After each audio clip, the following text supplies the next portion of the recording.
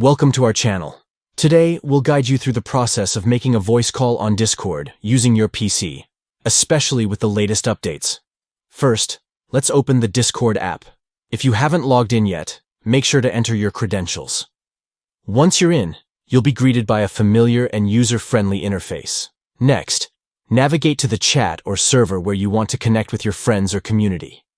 You can find your direct messages or the servers you're part of on the left sidebar. Just click on the server name or the chat that you desire. Now here's where the magic happens. Look for the Start Voice Call button. This is usually represented by a phone icon and is located at the top right corner of the chat window. Once you click that, your call will start, and your friends will receive a notification to join you. And that's it. You're all set to enjoy a seamless voice call on Discord. With the new updates, this process is even smoother than before, making it easier to connect with your friends or teammates.